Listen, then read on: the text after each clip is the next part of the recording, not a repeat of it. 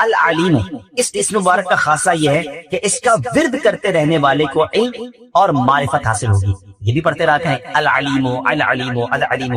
اللہ تعالیٰ مجھے اور آپ کو اپنے ناموں کا اور اپنا ذکر کرنے کی توفیق عطا فرمائے. بہت ساری احادیث، بہت سارے فضائل درود پاک کے لیے واقعات ہمیں ملتے ہیں، اور جس سے ہمارا ایمان بھی تازہ ہوتا ہے اور یہ اندازہ بھی ہوتا ہے یہ کیسا شاندار وظیفہ ہے جو کب کب کہاں کہاں اور کیسے کیسے ہمیں کام آتا ہے.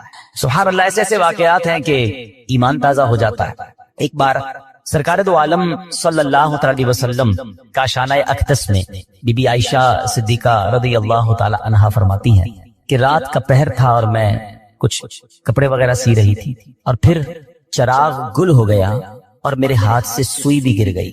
اب آپ مجھے ذرا بتائیے کہ اس روشنی میں بھی سوئی گر جائے تو ڈھونڈنا آسان نہیں ہے، اگر چراغ ہی گل ہو جائے، اندھیرا ہو جائے تو پھر تو تقریباً ناممکن ہو جاتا ہے. فرماتی ہے میں سوئی تلاش کر رہی تھی کہ اتنے میں میرے آقا مدینے والے مصطفیٰ صلی اللہ تعالی علیہ وسلم اپنا نور برساتا چہرہ لے کر میرے کمرے میں تشریف لے آئے. میرے آقا تو کیا کمرے میں تشریف لائے، چہرہ مبارک سے اتنا نور نکلا کہ میرا پورا کمرہ ہی بکائے نور بن گیا. پورا کمرہ جگمگ کرنے لگا، اتنی روشنی ہو گئی کہ میں نے اس نور کی روشنی میں اپنی سوئی کو تلاش کر لیا. یہ بڑی کمال کی بات ہے، ذرا سمجھیے گا. کسی کا چہرہ روشن ہونا، کسی کا چہرہ اچھا ہونا، لوگ کہتے ہیں چہرے پہ بڑا نور ہے، بڑا برائٹ چہرہ ہے، یہ الگ بات ہے، مگر چہرے سے نور اتنا نکلنا کہ اندھیرا کمرہ ہی روشن ہو جائے، اس نور کا عالم کیسا ہوگا. اور یہ تو احادیث سے ثابت ہے. اگر ہم یہ پڑھتے ہیں نعت کے نور والا آیا ہے، نور لے کر آیا ہے سارے عالم میں، یہ دیکھو کیسا نور چھایا ہے، تو یہ تو احادیث سے نبی پاک کو لوگوں نے دیکھ کر بتایا. اتنا نور، کہتی میں نے سوئی تلاش کر، تو آپ فرماتی پھر میں نے نبی پاک سے عرض کیا حضور آپ کتنے حسین ہیں، آپ کا چہرہ کتنا روشن ہے. سرکار دو عالم علیہ الصلوۃ والسلام نے ارشاد فرمایا، آپ فرماتے بدبخت ہے وہ شخص جو قیامت کے دن میرا یہ چہرہ بھی نہیں دیکھ سکتے. عرض کیا حضور کون بدبخت ہے؟ فرمایا بخیل ہے. بخیل کہتے کنجوس. فرمایا کنجوس ہے وہ شخص. آپ نے کہا حضور وہ کون کنجوس ہے؟ اب ذرا پہلے تو اس بات کو سمجھیے کہ قیامت کے دن نبی پاک علیہ الصلوۃ والسلام کے چہرے کو نہ دیکھ سکنا یہ کوئی چھوٹی محرومی نہیں ہے. اگر میں آپ سب سے ایک سوال کروں کہ بتائیے وہ کون سی ذات ہے کہ قیامت کے دن جو شفاعت کرے گی، جو اپنے غلاموں کو تلاش کر کر کے انشاءاللہ اپنے کرم سے جنت میں لے جائیں گے، تو وہ کوئی اور نہیں ہے، وہ صرف جناب رسول اللہ صلی اللہ تعالی علیہ وسلم ہے. بریلی کے تاجدار کہتے ہیں نا، سنتے ہیں کہ محشر میں صرف ان کی رسائی، there is nobody else، اور کوئی نہیں ہے. سنتے ہیں کہ محشر میں صرف ان کی رسائی ہے، گر ان کی رسائی ہے لو جب تو بنائی ہے. تو اب جو نبی پاک کا دیدار ہی نہیں کر سکے گا، شفاعت کس سے لے گا؟ دامن میں کس کے چھپے گا؟ یہ چھوٹی محرومی نہیں، یہ بڑا پرابلم ہے. تو آپ عرض کرتی حضور وہ کون بخیل ہوگا، وہ کون کنجوس ہوگا؟ سرکار دو عالم صلی اللہ تعالی علیہ وسلم نے فرمایا وہ شخص جس کے سامنے میرا ذکر ہو اور وہ مجھ پر درود نہ پڑے. اب آپ غور کیجیے، نبی پاک پر صلی اللہ تعالی علیہ وسلم پر ہم کتنا درود پڑھتے ہیں. اچھا، اب اس میں علماء نے ایک بڑی آسانی ہمارے لیے کر دی. ہم کسی محفل میں جاتے ہیں، اجتماع میں جاتے ہیں جہاں بار بار سرکار دو عالم صلی اللہ تعالی علیہ وآلہ وسلم کا نام نامی لیا جاتا ہے، ہو سکتا ہے کبھی ہم بھی درود پاک پڑھنے سے رہ جاتے ہوں. تو علماء نے فرمایا کہ روزانہ اپنی روٹین میں، اپنی دن بھر میں کوئی ایسا عدد متعین کر لے، فکس کر لے کہ روزانہ میں نے 100 بار، 200 بار، 313 بار، اللہ جتنی توفیق دے میں نے درود پاک پڑھنے، اور درود پاک پڑھ لے. تو اب پورے دن میں اگر نبی پاک علیہ السلام کا نام سنا تھا یا کہا تھا اور درود پڑھنا رہ گیا تھا، تو یہ بعد میں درود پڑھنا اس درود نہ پڑھنے کے قائم مقام ہو جائے گا. تو اب زندگی میں ایک اصول بنائیں، ایک روٹین بنائیں کہ فضول باتوں سے اپنے آپ کو بچا کر انشاءاللہ کثرت کے ساتھ درود پاک پڑھیں گے. ہمیں تو دیدار بھی کرنا ہے اور آقا سے ملاقات بھی کریں گے. ہاں، نبی پاک کے ہاتھوں جام کوثر بھی پینا ہے انشاءاللہ. آقا کے کرم سے انشاءاللہ پل صراط سے ڈرتے ہوئے نہیں، انشاءاللہ جھومتے ہوئے وجد کرتے ہوئے گزرنا. سیدی اعلیٰ حضرت بھی کمال ہے نا. لوگ کہتے ہیں، واقعی روایتوں کے مضمون ہے کہ لوگ پل صراط پر چیخ رہے ہوں گے، پکار رہے ہوں گے، ڈر رہے ہوں گے، کیونکہ ان کے سامنے لوگ کٹ کٹ کے جہنم میں گر رہے ہوں گے نا. One of the most harbour bridge, ایسا کوئی پل دنیا میں نہیں ہے، نہ ہو سکتا ہے. جہنم کے اوپر بنا ہوا پل ہے، اندھیرے میں ڈوبا ہوا، تلوار سے تیز، مال سے باریک. لوگ گھبرائے ہوئے ہوں گے، مگر میرے رضا سے پوچھو، کہتے گھبرانا کس بات کا ہے؟ آقا بھی تو وہاں ہوں گے نا. اور نبی پاک پل صراط کے کنارے اللہ کی بارگاہ میں رب سلم امتی کی صدائیں بلند کر رہے ہو. تو اعلیٰ حضرت کہتے ہیں ڈرتے ہوئے نہیں گزرنا. آپ کہتے ہیں رضا پل سے اب وجد کرتے گزریے کہ ہے رب سلم صدائے محمد صلی اللہ وسلم. مل کر صلی اللہ. درود پاک کو نہ چھوڑیں, درود پاک کو تھام لیں, اپنی زندگی کا حصہ بنائیں. دنیا میں بھی برکتیں دیکھیں گے اور انشاءاللہ قیامت کے دن بھی اس کی برکتیں دیکھیں. پیارے آقا علیہ السلام فرماتے ہیں جس کا مضمون ہے حوض کوثر پر میرے پاس کچھ گروہ آئیں گے, کچھ لوگ آئیں گے جن کو میں کثرت درود کی وجہ سے پہچانوں گا. تو درود پڑھیں گے تو پہچان ہوگی نا, ہے انشاءاللہ. تو درود پڑھیں گے انشاءاللہ. آئیے مل کر محبت کے ساتھ باواز بلند درود پاک پڑھیں. صلو علی الحبیب صلی اللہ تعالی علی محمد صلی اللہ علیہ وسلم. اسلام کے پہلے خلیفہ حضرت ابوبکر صدیق رضی اللہ تعالیٰ عنہ یار غار بھی ہیں, یار مزار بھی ہیں, عاشق اکبر ہیں. مرتبہ کیا ہے؟ افضل البشر بعد الانبیاء, یعنی کائنات میں انبیاء اور رسل کے بعد اگر کوئی سب سے افضل ہستی ہے تو وہ سیدنا صدیق اکبر رضی اللہ تعالیٰ عنہ کی ذات ہے. اچھا, آپ ایمان سب سے پہلے لانے والوں میں سے ہیں. آپ بہت بڑے بزنس مین بھی تھے. میں آج آپ کی دو بڑی کمال کی بزنس ڈیلز بتانا چاہتا ہوں جس پر آپ کو ٹونٹ کیا گیا, جس پر آپ کو طنز کیا گیا. آج کسی کاروباری آدمی کو کوئی دوسرا کاروباری آدمی کہے کہ یار تم بڑے کاروباری بنتے ہو, اتنا مہنگا سودا لے آئے, ایسا گھٹیا مال لے آئے, اتنا گھاٹے کا سودا کیا, تو بزنس مین کو فیل ہوتا ہے کہ یار دوسرے لوگ میرے بارے میں کیا باتیں کر رہے ہیں. یہ بڑے کمال کے بزنس مین تھے.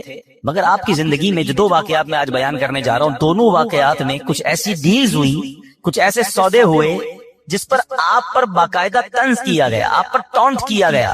مگر صدیق اکبر نے جو جواب دیا نا اور جو کام کیا, یقین کریں ایمان تازہ ہو جاتا ہے.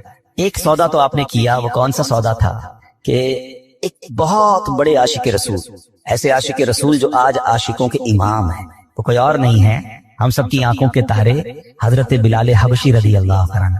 ایمان قبول کیا. اب حبشہ کہاں ہے پہلے یہ پتا ہونا چاہیے. حبشہ ایتھوپیا کو کہتے ہیں. آج کے دور میں ایتھوپیا جو ہے وہ حبشہ تھا پہلے, ٹھیک. اب حبشہ, اچھا یہ بھی شاید بہت ساروں کو نہیں پتا کہ مکہ پاک کے بعد سب سے پہلے جہاں اسلام پہنچانا وہ حبشہ ہے.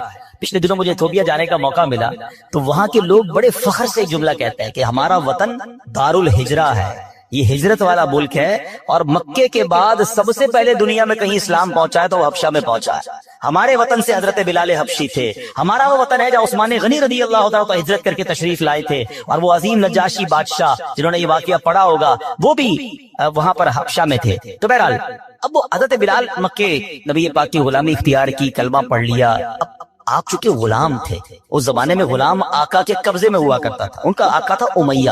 اچھا, امیہ بڑا ظالم شخص تھا. وہ حضرت بلال حبشی کو بہت مارتا تھا کہ اللہ کا انکار کر دو, اسلام کا انکار کر دو. حضرت بلال حبشی جو ہے وہ منع کرتے تھے کہ میں رب کا انکار نہیں کر سکتا. وہ بہت مارتا. جو مکے مدینے گئے ہیں انہیں پتا ہے کہ جب گرمی شریفہ عروج پر ہوتی ہے تو گرمی کا عالم کیا ہوتا ہے. تو مکے کی گرمی میں تپتے ریگستان میں حضرت بلال کو وہ لٹاتا تھا, سینے پہ پتھر رکھتا تھا ریگستان کے اندر, اور کہتا تھا کہو اللہ ایک نہیں, یا اللہ کا انکار کرو آپ اللہ احد, اللہ احد, اللہ ایک ہے کے نعرے بلند کرتے. اب پیارے آقا جب ایک دو بار وہاں سے گزرے, دیکھا کہ حضرت بلال پر بڑا ظلم ہو رہا ہے, آپ کی آنکھیں بھیگ آئیں ہیں, آپ کو بڑا افسوس ہوا, بڑی محبت کرتے تھے حضرت بلال سے, مگر وہ ظالم آقا تھا اس کا.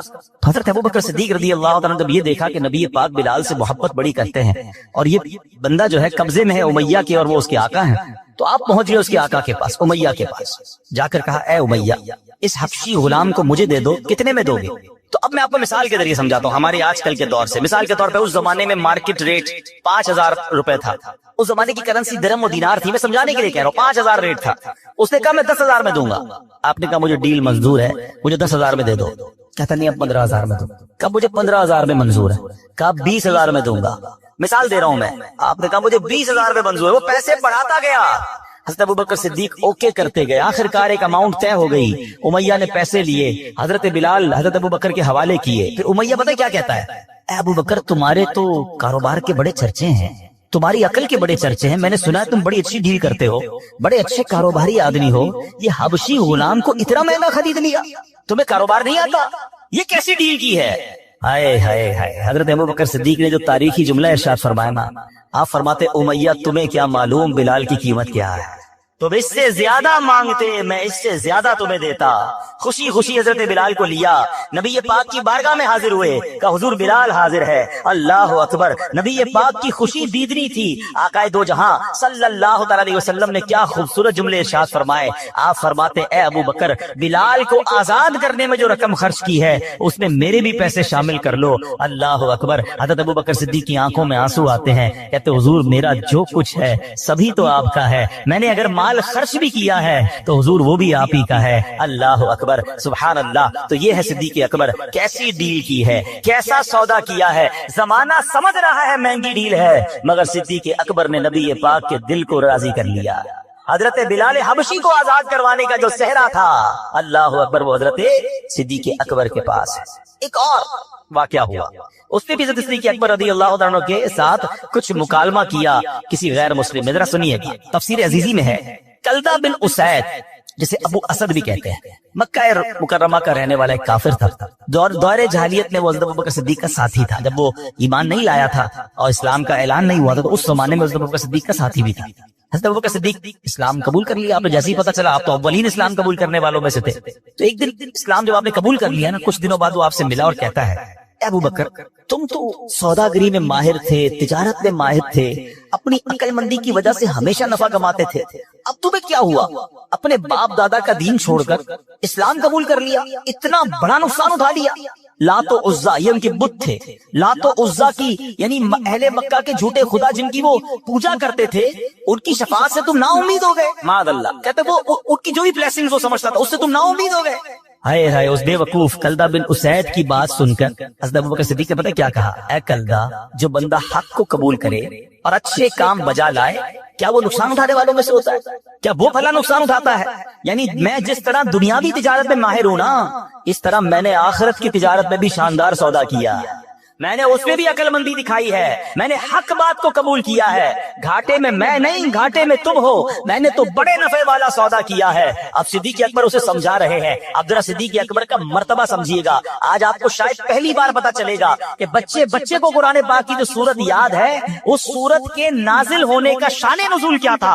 सिद्दीक अकबर उसे बता रहे हैं, घाटा तुमने किया है, मैंने नहीं, सौदा मैंने खड़ा किया है, नुकसान में तुम हो। अरे ये दो बंदों की बात है। मगर शान सिद्दीक अकबर देखें कि हजरत सिद्दीक अकबर रज़ी अल्लाह तआला के इस मुबारक जवाब की ताईद में रब ने कुरान की आयत नहीं, कुरान की पूरी सूरत नाजिल फरमाया। अब सूरत कौन सी है? कुरान पाक की सूरह अस्र। हाय हाय। बिस्मिल्लाहिर रहमानिर रहीम। वल अस्र इन्नल इंसान लफी खुस्र इल्लल्लज़ीना आमनू व अमिलुस सालिहाति व तवासौ बिल हक़ व तवासौ बिस सब्र। ज़माने की कसम, बेशक आदमी जरूर खसारे में है, मगर जो ईमान लाए और उन्होंने अच्छे काम किए और एक दूसरे को हक की ताकीद की और एक दूसरे को सब्र की वसीयत की। मेरे प्यारे इस्लामी भाइयों, हजरत सिद्दीक अकबर रज़ी अल्लाह तआला के मुबारक जवाब की ताईद में जो कुरान की सूरत नाजिल हो रही है, उसमें हमें क्या सीखने को मिल रहा है? इंसान सारे के सारे नुकसान में, सारे खसारे में है। सिर्फ नुकसान से बचता वो है जिसमें तीन क्वालिटीज हो, तीन सिफात हो। अब मैंने और आपने चेक करना है, मैं नुकसान वाली साइड पे हूँ या इन तीन चीजों के अमल करने वाला हूँ और नुकसान से बचने वाला हूँ। वो तीन चीजें क्या है? नंबर एक, साहिब ईमान, मोमिन हो। और जो मोमिन नहीं, वो तो जानवरों से भी बदतर है, उसने तो दुनिया में आने का मकसद ही गवा दिया, फिर वो नुकसान से कैसे बच सकता है? हम अल्लाह का शुक्र अदा करते हैं कि पहली क्वालिटी हमें हासिल है कि अल्हम्दुलिल्लाह हम ईमान वाले हैं। हम अल्लाह से दुआ करते हैं, मौला हमारे ईमान को सलामत रख। अब सेकंड कैटेगरी क्या फरमाई? फरमाया नेक अमल करता हो, कि जो नेकियां नहीं करता, गुनाह कमाता है, वो भी सख्त नुकसान में है। गुनाह तो एक आग है जो इंसान की जिंदगी को जला कर राख कर देता है। इमाम हसन बसरी फरमाते हैं, ऐ इब्ने आदम तेरी हलाकत हो, क्या तू अल्लाह पाक से मुकाबला करना चाहता है? हाँ हाँ, जिसने अल्लाह पाक की नाफरमानी की, गोया उसने अल्लाह पाक से जंग की। तो पता चला ईमान वाला हो, नेक अमाल करने वाला हो। अब ये चेक करना है मुझे और आपको, हम नेकियां करने वाले, ये गुनाह करने वाले हैं। तीसरे नंबर पर फरमाया हक बात की और सब्र की वसीयत करने वाला हो, जो खुद भले नेक बन जाए मगर दूसरों को नेकी की दावत ना देता हो, दूसरों को बुराई से मना ना करता हो, वो भी नुकसान में है। ऐन मुमकिन है कि जब गुनाहगार अजाब में गिरफ्तार हो तो ये भी पकड़ में आ जाए। अब ये बात समझनी है कि ईमान वाला नुकसान में नहीं, नेकियां करने वाला ये नुकसान से बच जाएगा, और दूसरों को भी नेकी की दावत दे, दूसरों को भी अच्छी बातें बताए, ये नुकसान से बचने वाला है। हमें चेक करना है ये तीनों औसाफ हमारे अंदर हैं कि नहीं। कुरान करीम की एक मुख्तसर सूरत है, ये मुबारक सूरत वल असर मक्का मुकर्रमा में नाजिल हुई। इस पे सिर्फ एक रुकू है, 3 आयतें हैं, 14 अल्फाज हैं और 68 हुरूफ हैं। हजरत उबई बिन काब रज़ियल्लाहु तआला अन्हु से रिवायत है, रसूल ज़ीशान मक्की मदनी सुल्तान सल्लल्लाहु तआला अलैहि वसल्लम ने फरमाया, जो सूरह असर पढ़े अल्लाह पाक उसके लिए सब्र पर मोहर लगा देगा और रोजे कयामत अहले हक के साथ। इतनी मुख्तसर सूरत और इतने फजाइल, शानदार लेसन, जिंदगी गुजारने का गोया तरीका बयान कर दिया गया इस मुख्तसर सूरत में। बज़ाहिर तो बड़ी मुख्तसर सूरत है मगर काश हम इसको समझने वाले बने। इमाम मोहम्मद बिन इदरीस शाफई रहमतुल्लाह तआला अलैह, इमाम शाफई इस मुख्तसर सूरत के बारे में क्या फरमाते हैं कि आप फरमाते हैं अगर लोग इस एक सूरत में गौर व फिक्र करें तो यही इनके लिए काफी है। एक सूरत ही कुरान की काफी है जिंदगी गुजारने के लिए। आप ही का फरमान है, अगर अल्लाह पाक सूरह असर के अलावा और कोई दलील नाजिल न फरमाता तब भी यही नसीहत दुनिया और आखिरत के लिए काफी हो जाती। इस कदर डीप है, इस कदर लेसन है। अफसोस ये कई बार पढ़ी, कई बार इमाम साहब ने पढ़ी, हमने सुनी, मगर क्या उसके दिल पर असर किया? अंडरस्टैंड ही नहीं करते हैं कुरान, तर्जुमा तफसीर से पढ़ते ही नहीं, हालांकि कितना कमाल का मैसेज है। अल्लाह अकबर। अच्छा, अब हम ये कह रहे हैं कि 14 अल्फाज, 3 आयतें और इतना सबक। आगे चलिए, सूरह असर की अहमियत का अंदाजा ये लगाना होगा कि इसे याद रखना, बार बार दोहराते रहना चाहिए। तबरानी शरीफ में है कि 2 सहाबा का ये मामूल था कि जब आपस में मिलते थे एक दूसरे को सूरह असर सुनाया था, वल असर इन्नल इंसान लफी खुस्र, ताकि याद रहे कि नुकसान है, ये इंसान खसारे में चला जाएगा अगर अच्छी बातें नहीं करेगा, ईमान पर इस्तिकामत हासिल नहीं करेगा। अल्लाह करे कि हम भी जब दोस्त मिले आपस में, कोई किसी को कुरान सुनाए, कोई हदीस सुनाए, कोई आखिरत की बात बताए। हमारी तो गैदरिंग की फजूल बात से शुरू होती है, गलत बातों से स्टार्ट होती है, गलत बातों पर खत्म होती है। हम 1 घंटा चाय पर बैठ जाए, कभी पोस्टमार्टम तो किया करें अपनी गैदरिंग का कि यार 2 घंटे दोस्तों में बैठा, खड़ा हुआ, करके क्या आया? गीबतें, हसद, बोहतान, मजाक, मस्करी, किसी की दिल आजारी। यानी हमारी 1-2 घंटे की महफिल भी कितनी फजूल बातों पर मुश्तमिल होती ना करें। ये वक्त गुजरता जा रहा है। सूरह असर की एक और खूबसूरत बात, इंशाल्लाह आज इसी सूरत के बारे में मुख्तलिफ डायमेंशन से, मुख्तलिफ अंदाज से सीखने की कोशिश करेंगे। सुभान अल्लाह, सूरह असर में जहां आखिरत के बारे में याद दिलाया है ना, लेकिन अगर इसी सूरत को इश्क की नजर से देखो तो इस पे भी नबी पाक की नात बयान की गई है। आप कहेंगे ऐसे कैसे? सुभान अल्लाह। मुफस्सिरीन कुरान फरमाते हैं कि आप क्या जो ये सूरह असर में जो नात का पहलू है ना, वो नात का पहलू ये है, बल असर क्या है? जमाने की कसम। असर अरबी में जमाने को कहते हैं। मुफस्सिरीन किराम का एक कौल ये भी है कि जमाने से मुराद अल्लाह पाक के आखिरी नबी मोहम्मद अरबी सल्लल्लाहु अलैहि वसल्लम का जमाना मुराद है, क्योंकि वो जमाना सबसे अफजल जमाना था। हाँ, ये बात तय है, हर जमाना मेरे हुजूर का है, लेकिन जिस जमाने में मेरे आका मौजूद हैं, हालांकि आखिरत की याद दिलाई जा रही है, मगर यहाँ भी रब ने अपने महबूब का जिक्र फरमाया कि मेरे महबूब के जमाने की कसम। कौन से जमाने की बात की है? जिसमें प्यारे आका अलैहिस्सलाम तशरीफ फरमा है। सैयदी आला हजरत क्या खूबसूरत बात फरमाते हैं, कहते हैं वो खुदा ने है मर्तबा तुझको दिया, वो खुदा ने है मर्तबा तुझको दिया, न किसी को मिले न किसी को मिला, कि कलामे मजीद ने खाई शाह, तेरे शहरो कलामो बका की कसम। अल्लाह अकबर। कुरान जा बजा हबीब पाक अलैहिस्सलाम की कसम इरशाद फरमाता है, अपने नबी का जिक्र मेरे रब ने कुरान में जा बजा फरमाया। तो सुभान अल्लाह। अब जरा एक बात याद रखिए, सरकार दो आलम अलैहिस्सलाम खुद फरमाते हैं, खैरुकुम करनी सुम्मल्लज़ीना यलूनहुम सुम्मल्लज़ीना यलूनहुम, यानी सबसे बेहतर जमाना मेरा है, फिर उसके बाद जो मिले हुए हैं, फिर उसके बाद जो मिले हुए हैं, यानी सबसे अफजल जमाना नबी पाक का और सहाबा का जमाना है,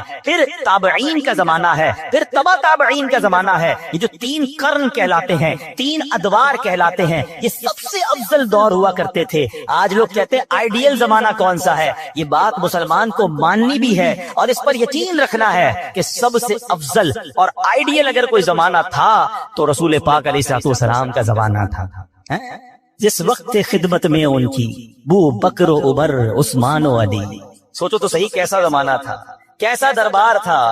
جس وقت تھے خدمت میں ان کی بو بکر و عمر عثمان و علی، اس وقت رسول اکرم کے، اس وقت رسول اکرم کے دربار کے عالم کیا ہوگا. ہر کوئی فدا ہے بن دیکھے دیدار کا. اس سمت علی، اس سمت عمر صدیق ادھر، عثمان ادھر. ان جگمگ جگمگ تاروں میں، ان جگمگ جگمگ تاروں میں مہتاب کا عالم کیا ہوگا. ہر کوئی فدا ہے دیدار کا. اچھا اب ایک اور تفسیر، والعصر ان الانسان لفی خسر. زمانے کی قسم، بے شک آدمی ضرور خسارے میں. امام حسن بصری رحمۃ اللہ تعالی علیہ کا قول ہے کہ یہاں عصر سے مراد وقت عصر ہے. اچھا وقت عصر یہ دن ڈھلنے کا وقت ہوتا ہے، لوگ کام کاج سمیٹتے ہیں، گھر جانے کا ٹائم ہوتا ہے. اللہ اکبر، یعنی زندگی کا وقت تمام ہونے کو ہے. اللہ نے اس وقت کی یاد فرمائی ہے، ہمیں ارشاد فرمایا ہے. کیونکہ جب بندہ سارا دن کام کر کے کچھ کما کر گھر نہ جائے اور بچے کہیں کہ ابو کھانے کو کیا لائے ہو، ہمارے لیے کیا لائے ہیں، اور ہم کہیں کچھ نہیں لائے، تو بندہ جب خالی ہاتھ گھر جاتا ہے نا، شرمندگی کا سامنا ہوتا ہے. تو اللہ اکبر، یہ بتایا جا رہا ہے زندگی کی شام ڈھلنے کو ہے، قیامت قریب آنے والی ہے. اے بندے، جب تم میری بارگاہ میں آؤ گے اور خالی ہاتھ آؤ گے تو پھر قیامت کے دن کیسی شرمندگی اٹھاؤ گے. اپنی قبر میں اگر خالی ہاتھ جاؤ گے تو وہاں کیسے جواب دے سکو گے. تو ہمیں یاد دلایا گیا ہے کہ عصر کے وقت سے گویا یہ اشارہ دیا گیا ہے کہ اپنی آخرت کی دن ڈھلنے سے پہلے تیاری کر لی جائے. اللہ اکبر، سبحان اللہ. ہمارے بزرگان دین جو ہیں کس طرح سبق لیا کرتے تھے. تفسیر کبیر میں ہے، ایک بزرگ فرماتے ہیں کہ میں نے سورہ عصر کی جو دوسری آیت ہے نا، والعصر ان الانسان لفی خسر، بے شک انسان خسارے میں ہے، کہتے میں نے اس آیت کو ایک برف بیچنے والے سے سیکھا. اب دیکھو جن کو سبق لینا ہوتا ہے وہ کہاں سے کون سا میسج لے لیتے ہیں، عبرت کی بات کدھر سے پک کر لیتے ہیں. کہتے ایک برف بیچنے والا بازار میں صدا لگا رہا تھا، وہ برف بیچنے والا کہہ رہا ہے ارحموا من یذوب رأس مالہ، لوگوں اس شخص پر رحم کھاؤ جس کا سرمایہ پگھل رہا ہے. برف بیچنے والا یہ تو کہتا ہے نا جلدی خرید لو ورنہ پگھل جائے گا. کاش بات بڑی گہری ہے، سمجھ جائیں اگر ہم. ایکچولی میری اور آپ کی جو زندگی ہے نا وہ برف ہی کی طرح ہے. ہم سب کے ہاتھ میں ایک برف کا بلاک دے دیا گیا ہے. کسی کے ہاتھ میں 50 سال کا ہوگا، کسی کے ہاتھ میں 60 سال کا ہوگا، کسی کے 2-4 دن بچ گئے ہوں گے تو برف ختم ہونے والی ہوگا. ہمیں تو نہیں پتا نا، پگھل رہا. ہر سانس گزر رہی ہے، ہر دن گزر رہا ہے، یہ برف پگھل رہی ہے. مگر مجھے بتائیے جس کی برف پگھل رہی ہو اس کو سرمایہ کی کتنی فکر ہوتی کہ بیچ دوں کچھ کما لوں، ورنہ یہ پڑے پڑے ہی ختم ہو جائے گا. کاش جو میری اور آپ کی سانسیں ہیں نا ہم سمجھ جائیں کہ ہر گزرتے سانس کے ساتھ، ہر گزرتے دن کے ساتھ ہم قبر کے قریب ہوتے جا رہے ہیں، ہم آخرت کے قریب ہوتے جا رہے ہیں. ارے جس کی منزل قریب آ جائے وہ اپنی سواری تیز کرتا ہے. امتحان میں کیا ہوتا ہے، اسٹوڈنٹ بیٹھے ہوں گے یا ہم میں سے بہت سارے وہ ہوں گے جنہوں نے اسٹوڈنٹ لائف گزاری ہوگی. جیسے جیسے امتحان کی ڈیٹ قریب آتی ہے ہماری تیاری بڑھتی جاتی ہے، ٹینشن بھی بڑھتی جاتی ہے. بلکہ جس دن صبح امتحان اور رات نیند نہیں آتی کہ صبح امتحان دینا ہے، قبر کا امتحان نہیں دینا، محشر کا امتحان نہیں دینا، اور ہر روز میں اور آپ اس کے قریب ہو رہے ہیں. ہو سکتا ہے آج رات یہ امتحان ہو سکتا ہے کل ہو سکتا ہے اگلے ہفتے ہو. کون تیاری کر رہا ہے؟ بلکہ عجیب بات یہ ہے کہ ہر گزرنے والا دن اللہ سے قریب ہونے کی بجائے اکثریت وہ ہے جو اللہ سے دور ہو رہی ہے. ہر دن گزر رہا ہے، گناہ بڑھ رہے ہیں، نت نئے حرام کاموں کی طرف قوم جا رہی ہے. نہ کریں ایسا، برف پگھل رہی ہے. وہ شاعر کہتے ہیں نا، ہو رہی ہے عمر مثل برف کم، ہو رہی ہے عمر مثل برف کم، رفتہ رفتہ چپکے چپکے دم بدم، سانس ہے ایک راہ روئے ملک عدم، سانس ہے ایک راہ روئے ملک عدم، دفعتن ایک روز یہ جائے گا تھم، ایک دن مرنا ہے آخر موت، کر لے جو کرنا ہے آخر موت ہے.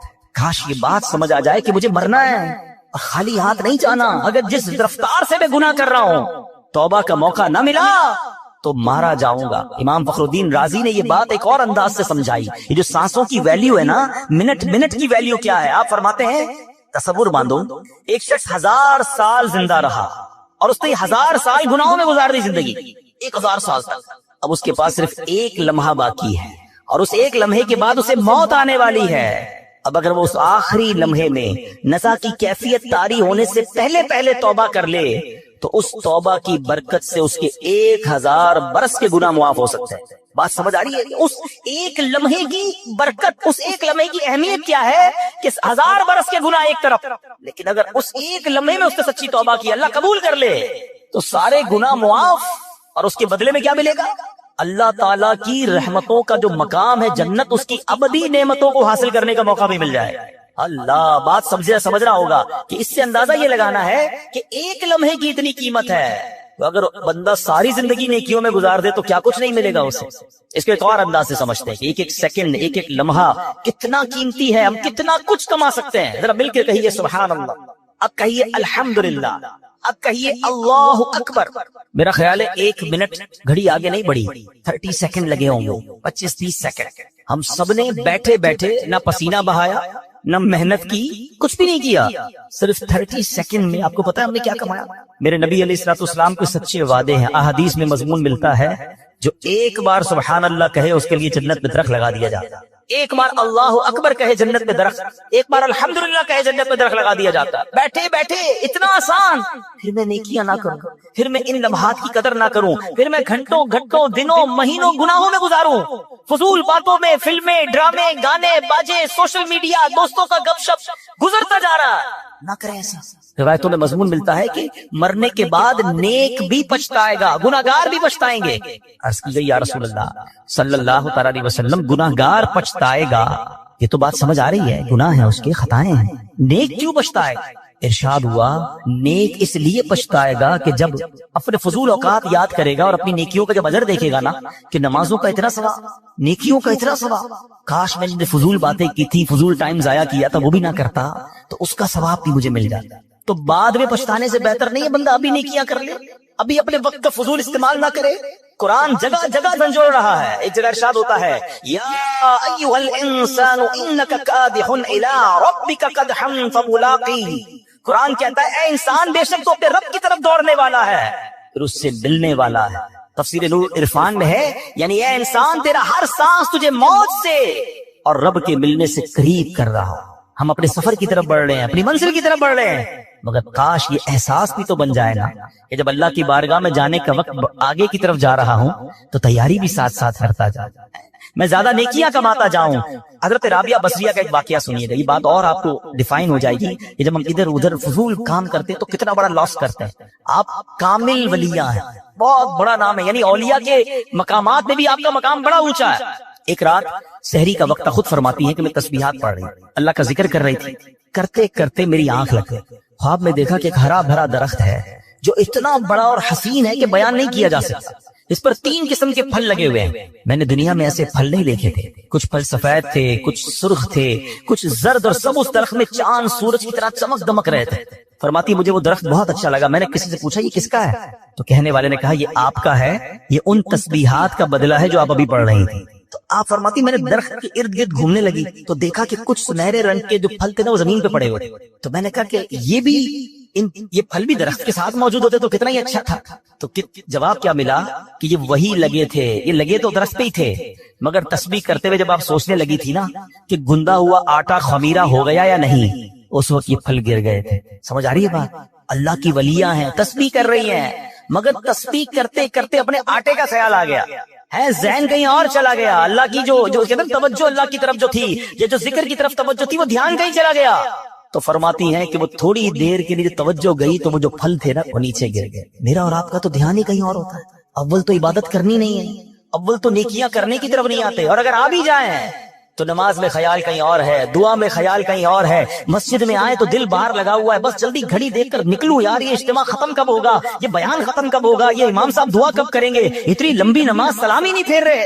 तो ये आप सोचिए, हम दुनिया में क्यों आए हैं? अल्लाह के बंदे हमें इबादत के लिए बनाया गया है, और हम किस काम में लग गए हैं। और इन तमाम चीजों का जो अजर है ना, کہیں ایسا نہ ہو کہ قیامت کے دن کہا جائے کہ یہ نمازوں کا تمہارا اجر تھا مگر توجہ نہ تھی، اخلاص نہ تھا، یہ سب پھل نیچے گر گئے۔ تم نے صدقے تو دیے، تم نے خیرات تو کی، تمہیں اتنا پہاڑ جتنا ثواب ملنا تھا، مگر اس خیرات اور اس صدقے میں تمہاری نیت اللہ کی رضا نہیں بلکہ واہ واہ کی نیت تھی، لوگوں کو دکھانا تھا۔ یہ پہاڑ جتنی نیکیاں تمہاری ڈیلیٹ کر دی گئی۔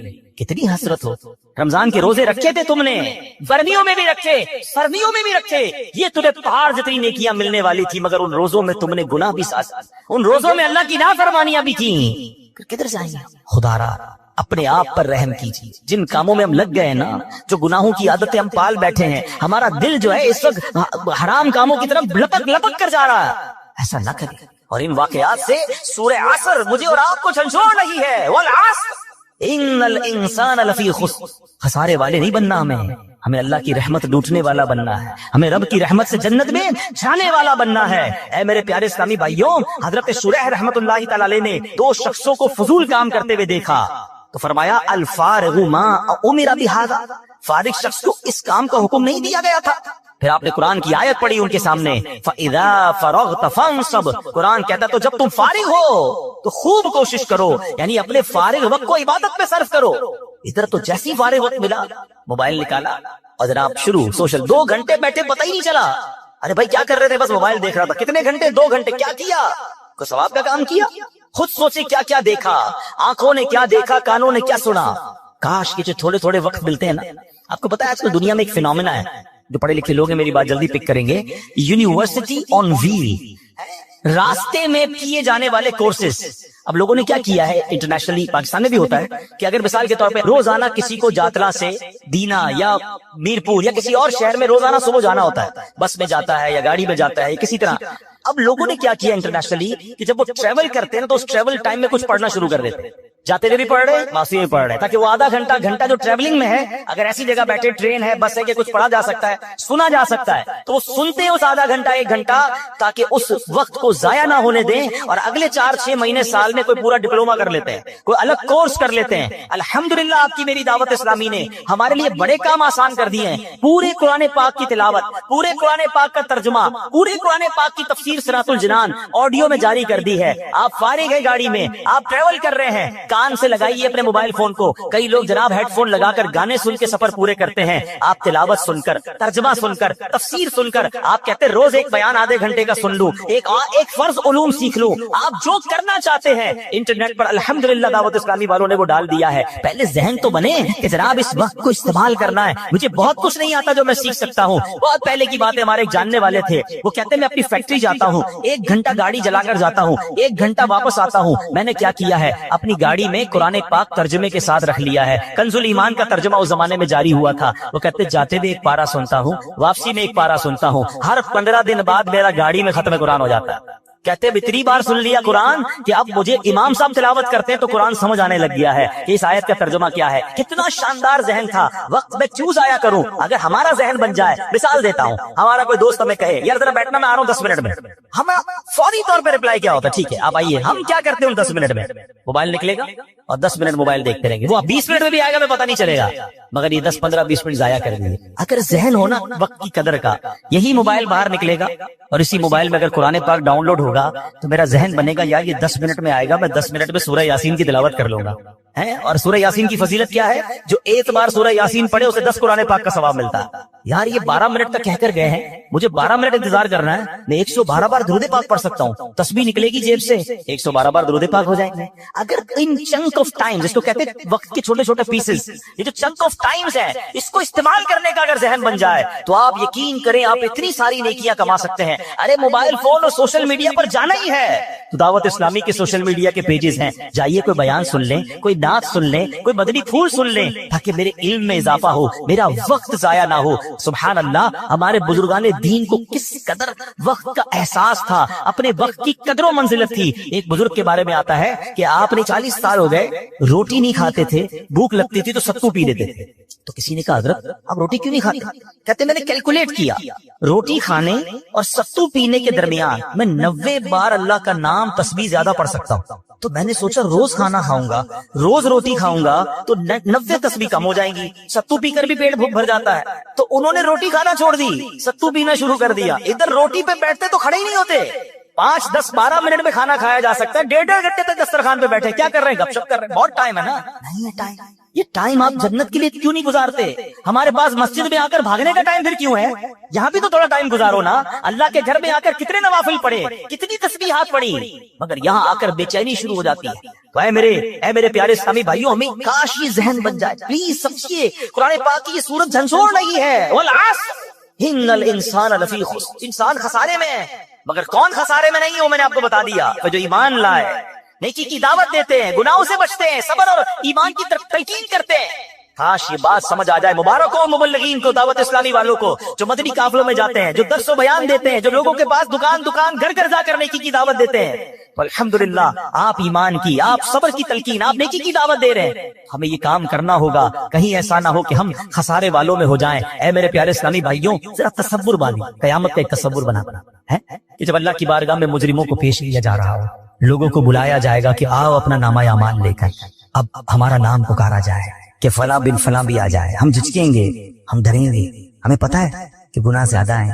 ہمیں پتا ہے کہ نامہ اعمال کھلا تو برباد ہو جائے، شرم بھی آ رہی ہوگی کیونکہ اتنے گناہ ہیں کہ لوگوں کے سامنے پڑھ کر کیسے سنائیں گے، اور جب ہمارا نامہ اعمال ہمارے ہاتھوں میں تھما دیا جائے گا تو ہمارا بنے گا کیا؟ قرآن میں بتایا گیا کہ جو مجرم ہوں گے نا، وہ پتہ ہے کیا پکاریں گے؟ جب ان کا نامہ اعمال دیا جائے گا نا انہیں، تو ان کی چیخو پکار کیا ہوگی؟ قرآن کہتا ہے یا لیتنی لم اوت کتابیا ولم ادری ما حسابیا، اے کاش کہ مجھے میرا نامہ اعمال نہ دیا جاتا اور میں نہ جانتا کہ میرا حساب کیا ہے۔ یا لیتہا کانت القاضیہ، اے کاش کہ دنیا کی موت ہی میرا کام تمام کر دیتی۔ ما اغنا عنی مالیا، میرا مال میرے کچھ کام نہ آیا۔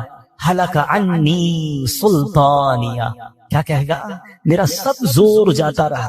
آج کہتے لوگ میرا بڑا کرو فر ہے، میں فلاں علاقے کا چیئرمین، میں ناظم، میں صدر، میں وزیر اعظم، میں صوبائی صدر، میں فلاں کونسلر، میں ایم این اے، میں ایم پی اے، میرے ڈالے، میرے جناب گارڈز، میرا پیسہ، میری کوٹھیاں۔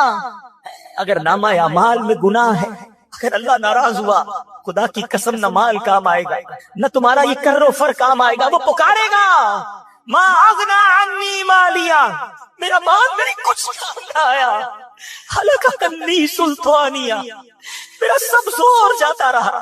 اس دن کیا کریں گے؟ اس دن کس کو پکاریں گے؟ اپنے نامہ اعمال کو ٹھیک کر لو، اپنے نامہ اعمال پہ نیکیاں درج کروانے کی فکر کیجئے میرے پیارے اسلامی بھائیوں۔ اس دن اعمال تولے جائیں گے۔ قرآن کہتا ہے سورہ قارعہ میں، پڑھیے تو صحیح قرآن کیا کہتا ہے؟ القارعۃ مالقارعہ وما ادراک مالقارعہ یوم یکون الناس کالفراش المبثوث وتکون الجبال کالعہن المنفوش۔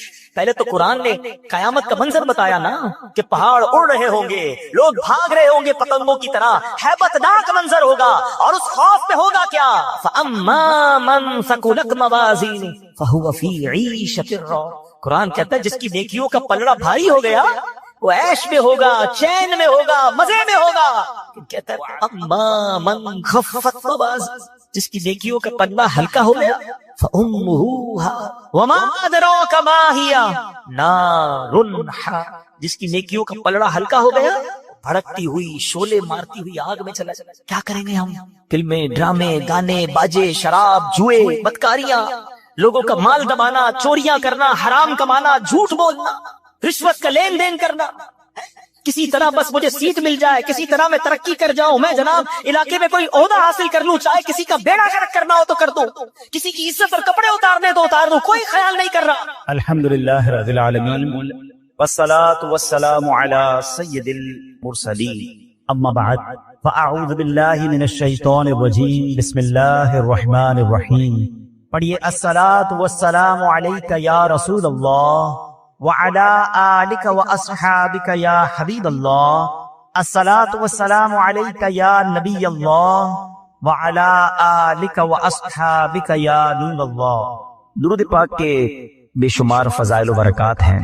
القول البدیع میں ہے حضرت ابو عباس احمد بن منصور رحمت اللہ تعالی علیہ کو انتقال کے بعد کسی نے خواب میں دیکھا کہ وہ سر پر موتیوں کا تاج سجائے، جنتی لباس میں ملبوس، شیراز کی جامع مسجد کے محراب میں کھڑے ہیں۔ خواب دیکھنے والے نے عرض کی ما فعل اللہ بکا، یعنی اللہ پاک نے آپ کے ساتھ کیا معاملہ فرمایا؟ تو فرمایا کہ میں کثرت سے درود شریف پڑھا کرتا تھا، یہی عمل کام آ گیا، اللہ پاک نے میری مغفرت فرما دی اور مجھے تاج پہنا کر جنت میں داخل کر دیا ہے۔ کیا بات ہے درود پاک کی! آپ یقین کریں، اگر میں آپ سے یہ کہوں کہ زندگی میں ایک مسلمان ہونے کی حیثیت سے اگر آپ اپنی خواہشات، اپنی ڈیزائرز کیا کیا ہے لکھیں ذرا، کہ مجھے دنیا میں کیا چاہیے، مجھے مرتے وقت کیا چاہیے، قبر میں کیا چاہیے، مرنے کے بعد محشر کے دن میں کیا چاہتا ہوں، کبھی اکیلے بیٹھے نہ تو لکھیے گا، ٹھیک ہے؟ اور اب میں آپ کو بہت ساری حدیثوں کا کچھ نچوڑ پیش کرنے جا رہا ہوں، سنتے جائیے اور سبحان اللہ بھی کہتے جائیے۔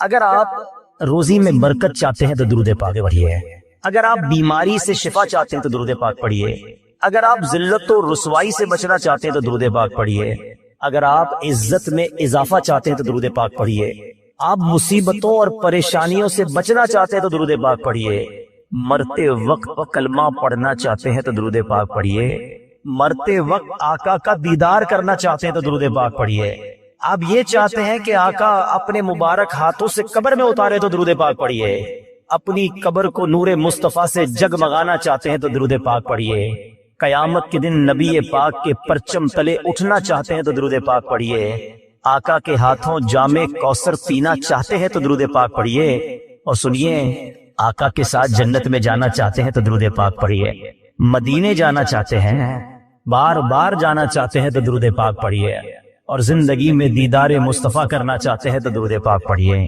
کچھ باقی رہ گیا ہے؟ اللہ اکبر یا رسول اللہ، مجھے بتائیے اور کچھ باقی رہ گیا ہے؟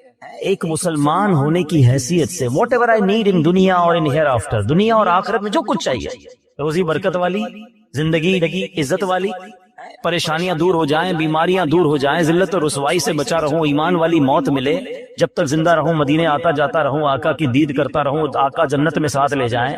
اب کچھ باقی بچتا ہے، اب یقین کریں میں نے اپنی طرف سے نہیں بتایا، یہ جن کا کچھ مطالعہ ہے تو ان کو یاد آ رہا ہوگا کہ اس ہر جملے کے پیچھے کوئی نہ کوئی ایک روایت یا کوئی نہ کوئی حدیث موجود ہے، یعنی یہ سارے انعامات دنیا کے، قبر کے، حشر کے، یہ سارے انعامات نبی پاک نے درود پاک کی فضیلت میں بیان فرما دیے ہیں۔ یہ ایسے ہی شاعر نے نہیں کہا کہ ہر درد کی دوا ہے صلی علی محمد، تعویذ ہر بلا ہے صلی علی محمد صلی اللہ علیہ وسلم۔ پھر کیوں نہیں پڑھتے؟ یعنی اتنے سارے مسئلے حل ہو جائیں ایک ہی وظیفے سے۔ لوگ پوچھتے رہتے ہیں کوئی وظیفہ بتا دیں، روزی میں برکت کا بتا دیں، پریشانی دور ہو جائے بتا دیں، مدینے کا کوئی وظیفہ بتا دیں، اور یہ سارے وظیفے درود پاک میں چھپے ہوئے ہیں۔ پکڑ لو نا درود پاک، پھر دیکھیں اس کی کیسی برکتیں آپ زندگی میں دیکھیں گے، آپ کا چہرہ شاش بشاش ہو جائے گا، آپ کی طبیعت فریش ہو جائے گی، آپ کو مزے کو مزہ آ جائے گا۔ بس درود پاک کی کثرت پڑھتے رہا کریں، پڑھتے رہا کریں، انشاءاللہ برکتیں ہی برکتیں۔ میں بھی نیت کروں، آپ بھی نیت کریں۔ ایک اور خوبصورت بات بتاؤں، جو بڑی خوبصورت آیت ہے، میں سمجھتا ہوں شاید دنیا بھر کے عاشقان رسول کو یہ کم از کم آیت تو سب کو یاد ہوگی۔ کون سی آیت؟